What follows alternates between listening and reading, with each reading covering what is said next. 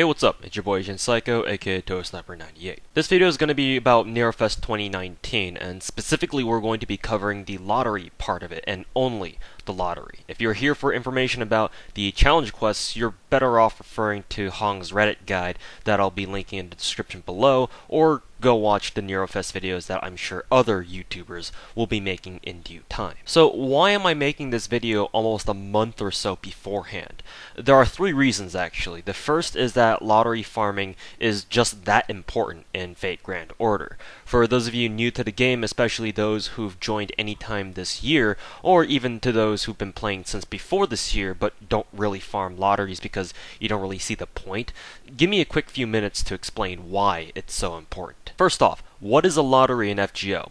A lottery, or lotto for short, is an event where you're able to farm a particular event currency to exchange for random items in the event's special lottery page, hence lottery. The basic idea is that you farm as much of this lottery currency as you can to exchange for as many of those items that you can get from that lottery. One reason why this is significant is because the lottery can be reset an infinite number of times. This only applies to brand new lottery events and not for reruns generally.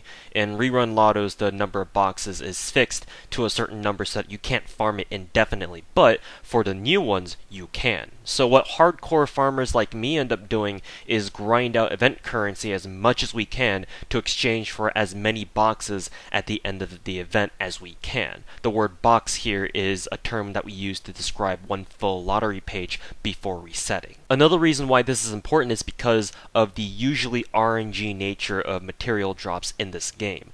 Normally, if you want to farm materials, with the exception of stuff like embers and QP, you need to deal with RNG, meaning that you're not always going to get the material that you're looking for from just one run. Typically, you need to farm a node multiple times over to get the material that you want. Lotteries eliminate that RNG because you're farming currency that you can use to roll them, and because you're always getting currency from every run that you do farming the event, you're always making progress towards more materials. So ironically, this means that the events we call lotteries are in fact the least RNG events in the game as far as material acquisition is concerned. But why else would we farm lottos so hard? The other answer is the contents of the lottery itself. Every lottery event has a slightly different item lineup depending on which one it is. Taking the upcoming Nerofest for example, the lottery here has skill gems, apples, mana prisms, pages, medals, proofs, chains, embers, friend points, and QP.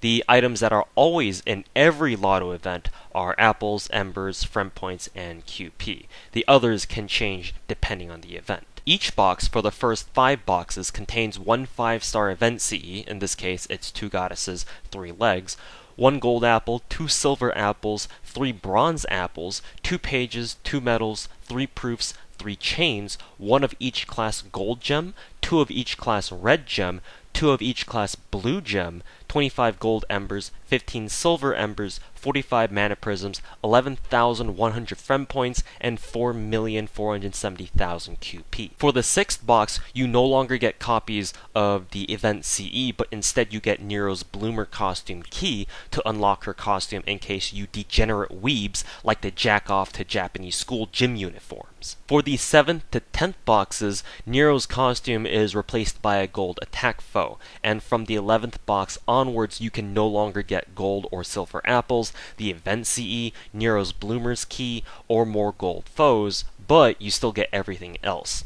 This means that at minimum, if you want to get everything that the event lottery has to offer, you need to farm at least 10 boxes. But typically people farm for more boxes than just the minimum because of how much shit is in each of them, and because of how useful every single item you get is. More apples is never bad, essential materials are always nice to have, gems are always needed, embers are always great either to level up servants now or for future servants, mana prisms for the mana prism shop, friend points for Angry Mango and foes, and QP because, well, everyone's in QP hell no matter what. The second reason why I'm making this video so early is to emphasize the fact that we'll be in lottery season soon. NA's last lotto as of this video was last December with Christmas 2, and that was what, 8 or 9 months ago, right?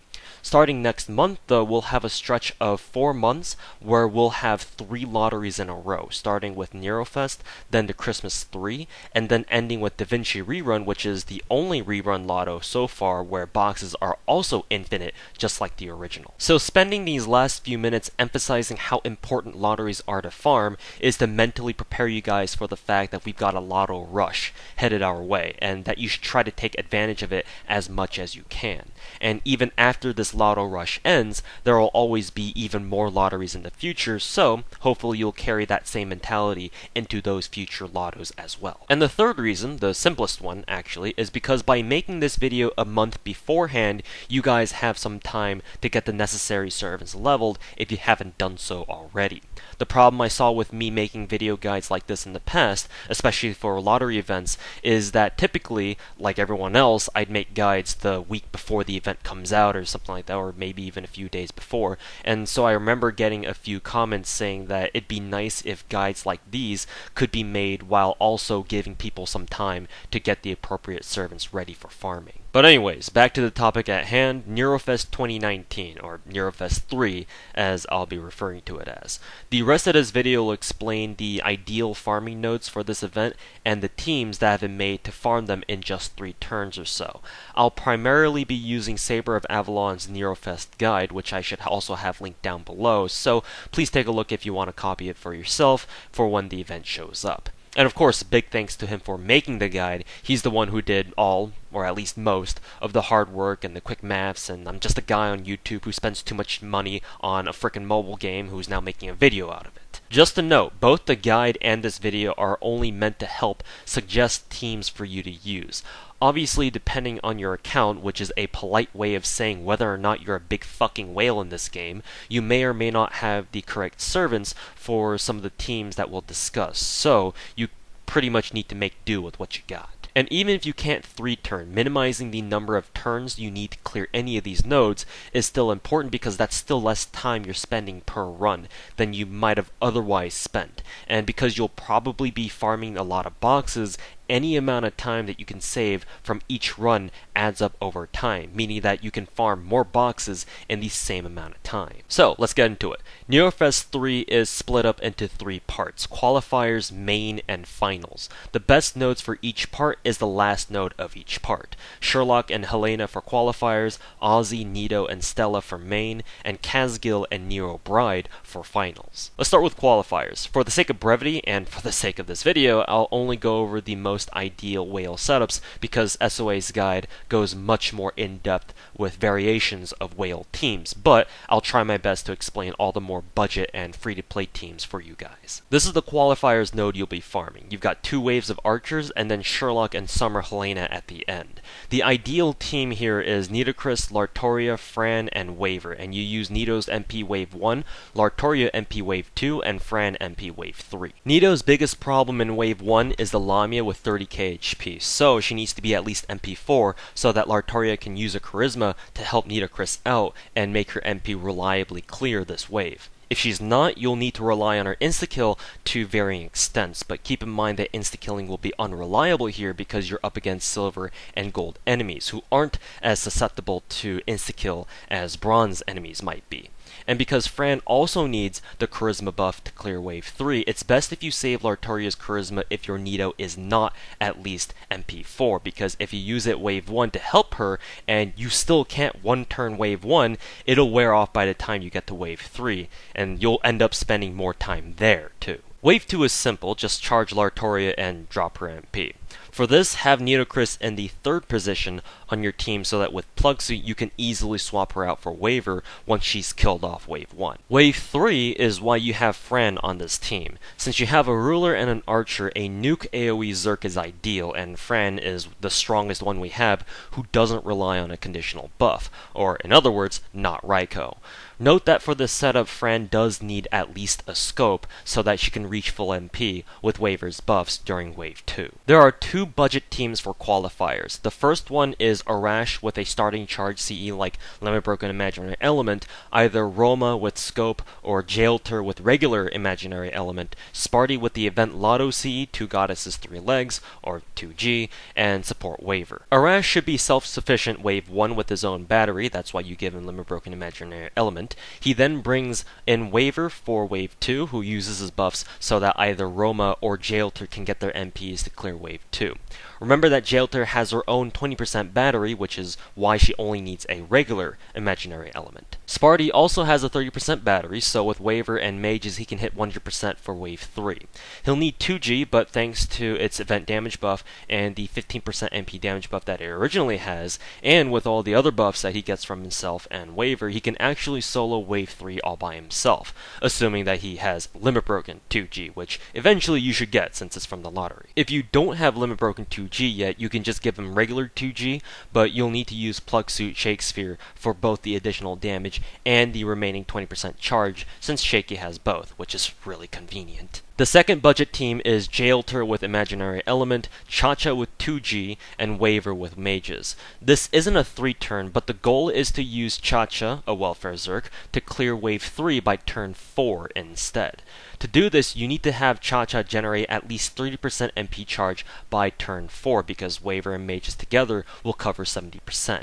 Cha-Cha has an MP charge over time skill, so if you have it at level 10 already, you can just use it turn 1, and you don't have to worry about manually charging her MP. But chances are you don't have any of her skills lowered because everyone's told you that she's not that good, so we'll assume that you don't have it leveled at all. Even at level 1, you'll still get 15% by turn 4, so you only need Cha-Cha to get an extra 15% manually. This is where Shaky comes to save the day again.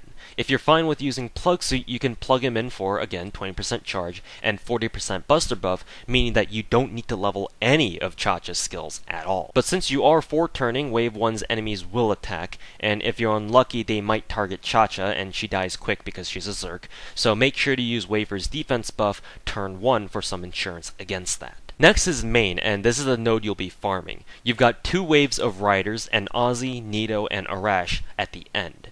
There are 2 whale teams for this. The AAA team with Superscoped Kiara, Raikou, and Double Waver, or the AA team with Superscoped Lartoria, Raikou, and Double Waver. Both teams essentially operate the same. You double MP with either Kiara or Lartoria for waves 1 and 2, then use Raikou to take out wave 3 since her conditional buff works against everyone in wave 3. However, for the Kiara team, if you only have a regular scope, having a high MP level Kiara is going to be essential because you need enough MP refund to make the 3-turn work. So it is a more rigid team setup because of it. You can use an alternate Lartoria team by running double scope on both Lartoria and Raikou. In this case, you can drop Plug Suit for any blonde instead if you don't like running Plug Suit. There are 2 main budget teams, Arash, a Welfare with battery, Nobu or Sparty DPS, Shaky, and support Waver or Merlin or even Double Waver for one of the teams, and Nito, Arash, Sparty, and either support Waver or Merlin. For the first team, Arash nukes Wave 1, which brings Waver in, who then helps your Welfare get their MP, either Chloe or Ryder Kintoki. There's some RNG here because you still need face cards to kill the ad in Wave 2, but this shouldn't be that big of an issue since you'll still have Waver's buffs going into Wave 3, assuming that you can clean up Wave 2 in just 2 turns, of course. Nobu is a Wave 3 DPS here because Ozzy is both Divine and Riding, which is exactly what Nobu wants, even if she can't get class advantage to go along with it. Make sure she has at least Imaginary Element, plug in either Shaky or Merlin for additional buffs, and watch Nobu do Nobu things. A slight variation to this team is to use Shiki as your battery Welfare, since she can easily kill the riders in Wave 2 since she's an assassin. But because she's only got a 30% battery, you need to use Double Waver here and plug in the second Waver in Wave 2 so that both Shiki and Sparty can get the charge that they need. And same as before, give Sparty here 2G and he'll wreck Wave 3 again. For the second team, you use Nito Wave 1 and Arash Wave 2. 2 instead. And because Sparty is such a beast, he doesn't need Merlin's Buster buff for Wave 3, just 2G. So you can use Merlin's buff on Arash instead so that he can nuke Wave 2 better. And lastly, the finals. This is the node you'll be farming, 2 waves of casters and Caster Gil and Nero Bride at the end. Hey dudes, surf's up. The ideal team for this is Summer Morty with 2G, Waver, and Nero Bride with mages. The reason why this works is because just like last year's first rotation, you can set up Morty to MP loop. Her MP is arts, meaning that she can potentially generate a lot of charge off her own MP, and all the enemies in this node except for Nero are casters, and you get a bonus 20% MP generation rate when attacking any enemy caster unit no matter who you're attacking with. It's a bit of a hidden mechanic in this game.